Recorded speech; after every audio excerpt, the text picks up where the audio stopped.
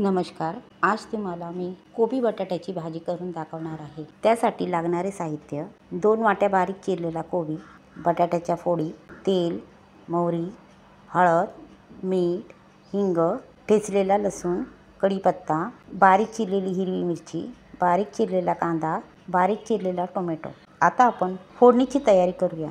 गॅसवर मी कढई ठेवली आहे गरम करण्यासाठी. कढईमध्ये 1 पळी तेल टाकत आहे. तेल गरम झाले की त्याच्यामध्ये मोहरी टाकत आहे. मोहरी तडतडली की त्याच्यामध्ये बारीक ठेचलेला 10-12 लसणाच्या पाकळ्या टाकत आहे. त्या परतून झाल्या की त्याच्यामध्ये 10-12 कढीपत्त्याची पाने टाकत आहे.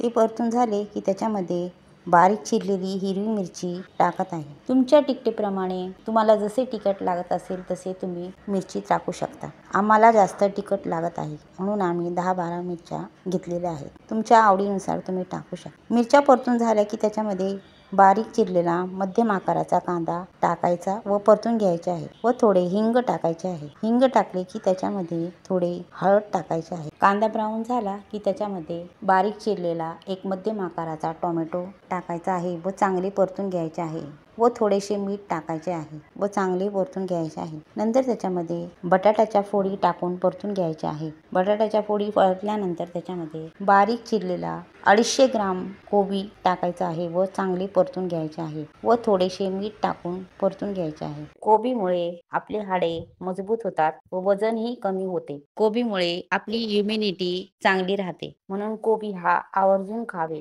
ते सर्व मिक्स झाल्यानंतर त्याच्यावरती 5 मिनिटं झाकण ठेवून एक वाफ द्यायची आहे. नंतर 5 मिनिटांनी झाकण खोलून पुन्हा सर्व मिक्स करून पुन्हा 10 मिनिटं झाकण ठेवून वाफ द्यायची आहे. पुन्हा झाकण खोलून बघायचे आहे की बटाटा व कोबी शिजला की नाही ते चेक करून घ्यायचे आहे. बटाटा व कोबी चांगली शिजलेली आहे. आता आपण गॅस बंद करूया. तुम्ही ही भाजी लहान मुलांच्या टिफिनसाठी किंवा ऑफिसमध्ये टिफिनसाठी ही देऊ शकता.